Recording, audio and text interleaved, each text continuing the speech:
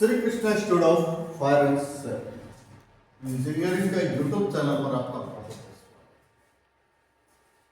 चलिए हम लोग जैसा कि अभी तक कर रहे थे इंडस्ट्रियल सेफ्टी। इंडस्ट्रियल सेफ्टी का चैप्टर चल रहा था अपना डॉक्यूमेंटेशन फॉर सेफ्टी, यानी सेफ्टी में कौन कौन से डॉक्यूमेंट यूज किए जाते हैं।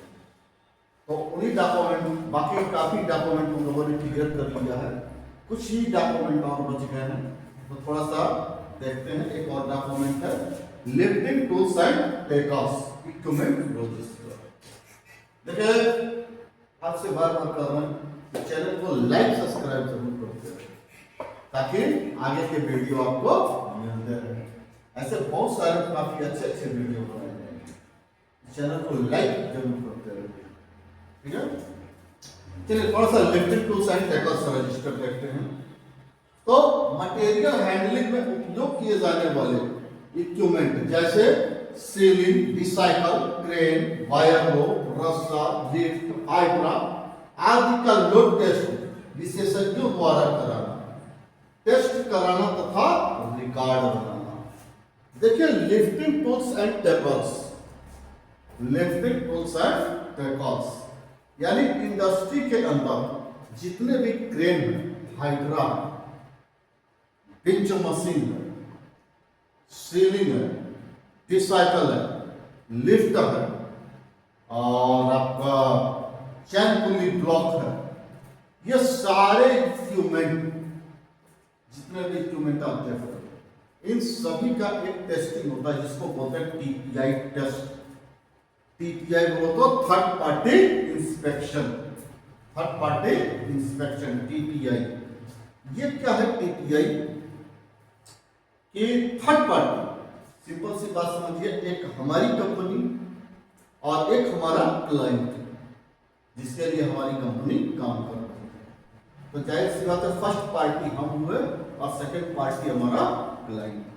अब यहां पर क्या है, थर्ड पार्टी, यानी ये दोनों नहीं, फर्स्ट और सेकंड नहीं, थर्ड यानी कोई गवर्नमेंट एथॉराइज्ड एजेंसी के बंदे को हम लोग कॉन्ट्रैक्ट देते हैं और वो आकर के हमारे यहाँ ये जितने भी हमारे लिफ्टिंग टूल्स एंड टेकल्स हैं उनकी टेस्टिंग करता है, बाकायदे इनका लोड टेस्ट करेगा और साथ में हमें एक लोड सर्टिफिकेट देगा। जिस लोड सर्टिफिकेट को टीपीआई टेस्ट के नाम से जाना जाता है। तो ये टीपीआई टेस्ट हम लोग करा करके ये सारे इक्विपमेंट को अपने पास रखते हैं, वो सर्टिफिकेट हम लोग अपने पास रखते हैं। ये दरअसल अगर किसी कारणवश मैकेनिकल फॉल्ट आया, सपोज करिए कि सीलिंग से कोई मटेरियल लिफ्ट किया जा रहा है, अचानक सीलिंग टूट गया, किसी कोई बंदा उसकी चपेट में आ गया, तो जाहिर सी बात है कोर्ट वगैरह में हमसे सवाल होता है कि आपने क्या अपनी सीलिंग का लोड टेस्ट किया था? तो जी हाँ किया था, और ये आपके प्रशासन के ही बंदे ने किया है और वो हम सामने अपना सर्टिफिकेट रख देते हैं। तो इसमें क्या होता है कि फिर इस एक्सीडेंट को मैकेनिकल एक्सीडेंट माना जाता है, लेकिन अगर आपके पास टेस्ट सर्टिफिकेट नहीं है तो उसको माना जाएगा कि आप लोगों ने जानबूझ करके एक्सीडेंट करवाया, आपने अपने किसी भी सामान का लोड सर्टिफिकेट नहीं बनवाया।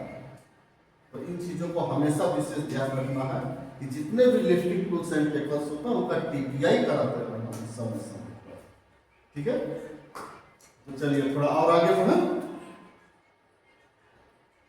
आते हैं वो वीकली मंथली स्टेटस रिपोर्ट। थोड़ा सा ये क्या है इसको समझते हैं।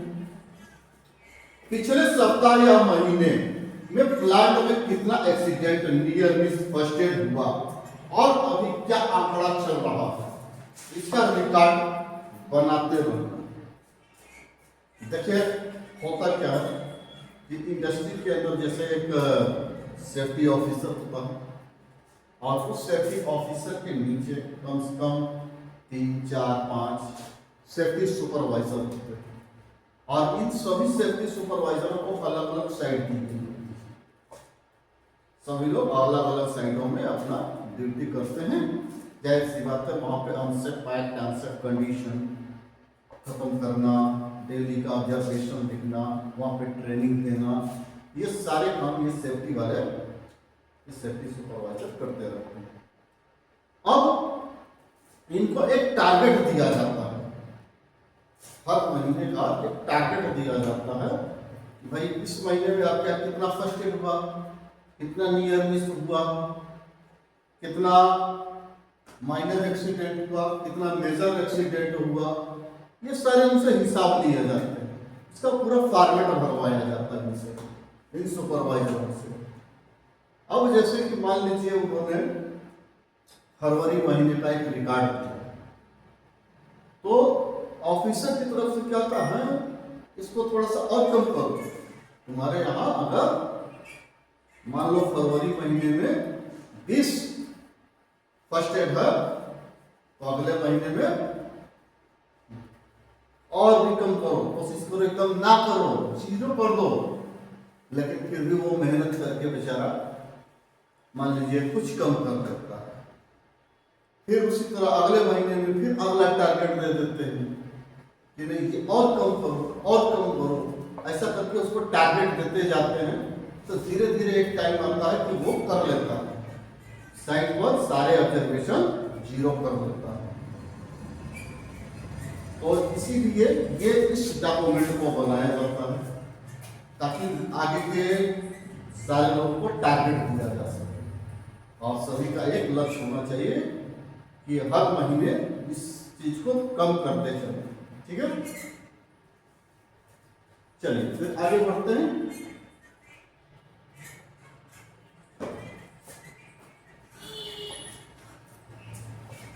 Incoming and outgoing file of client, यानी क्लाइंट द्वारा मिले रिपोर्ट या सूचना और उनको दिया गया रिपोर्ट या सूचना और उनको दिया गया रिपोर्ट का फाइल बनाना या रिकॉर्ड मेंटेन करना। देखिए सिंपल सी बात समझ कि क्लाइंट जो है हमारा, जिसके लिए हमारी कंपनी काम कर रही है, जिस कंपनी के लिए, जाहिर सी बात है कि वो हमारे लिए सर्विस कर रहा है, और उसका जो सेफ्टी वाला क्लाइंट का जो सेफ्टी वाला है वो जाहिर सी बात है कि हमारे साइट पर हमेशा ऑब्जर्वेशन निकालना और बीच बीच में हमारी मीटिंग लेते रहना, हमें इंस्ट्रक्शन देते रहना कि आपको ये करना चाहिए, ये नहीं करना चाहिए, आपके यहाँ ये ऑब्जर्वेशन है, आपके यहाँ ये प्रॉब्लम है, ये सारी चीज़ों पे वो रिपोर्ट हमें भेजता रहता है। और उसके बदले में वो चीज़ों को, उस सारे ऑब्जर्वेशन को क्लोज करके हम लोग उसको रिपोर्ट करते हैं। सपोज करिए कि जैसे उसके बंदे आए और उन्होंने देखा हमारे यहाँ एक इलेक्ट्रिक बोर्ड, इलेक्ट्रिक पैनल टूटा पड़ा है, वो उसकी फोटो खींच के ले गए और जा करके वो मेल हमें कर दिए कि देखिए आपका ये इलेक्ट्रिक पैनल टूटा होता है। तो हम भी क्या उसको सही करा करके मेंटेनेंस करा के फिर उसका फोटो बना करके उनको भेज देते, सर ये ऑब्जर्वेशन हमने क्लोज करा दिया, वो इलेक्ट्रिक पैनल सही करा दिया गया है। ठीक है, तो इस तरह से करके यानी जो उन्होंने भेजा वो इनकमिंग रिपोर्ट में और जो हमने भेजा वो आउट गोइंग रिपोर्ट में। इस तरह से करके ये 2 फाइलें और भी तैयार कर दी जाती हैं जो क्लाइंट की। ठीक है, ये चीजें हमेशा इंडस्ट्री में हमेशा चलती रहती है, कुछ न कुछ आते जाते रहता है। तो जस्ट उसी तरह से एक फाइल और होती है, जरा सा देखते हैं, incoming and outgoing file for company. देखिए इनकमिंग और आउटगोइंग इधर क्लाइंट का था और इधर कंपनी का था। ठीक ना, तो थोड़ा इसको देख लें। अपनी कंपनी द्वारा आदान प्रदान सूचना या रिकॉर्ड का रिपोर्ट बनाना। अब जाहिर सी बात है क्या क्लाइंट हमें जिस तरह से रिपोर्ट दे रहा था, हम क्लाइंट को दे रहे थे, जस्ट उसी तरह हमारे यहाँ के जो इंजीनियर साइट पर काम करवा रहे हैं, तो हमारा क्या उनके बीच में चलता है। जैसे किसी इंजीनियर का कोई कंप्लेन है तो हम उनको बाय मेल बताएंगे सर आपके यहाँ ये प्रॉब्लम है, और वो इंजीनियर क्या उसको खत्म करके उसको क्लोज करके फिर हमें मेल कर देता है कि ये हमने आपका ऑब्जर्वेशन क्लोज कर दिया है, ये चीजें आपकी सही कर दिया है ना। अब सपोज करिए जैसे वो इलेक्ट्रिकल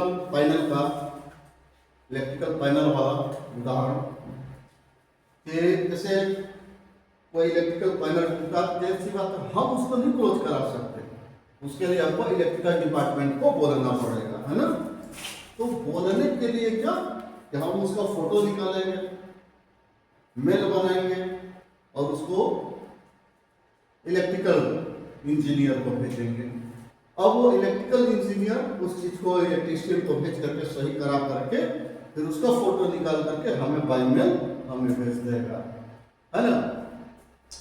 तो यानी इस तरह से इनकमिंग और आउटगोइंग चलती रहती है, ठीक है।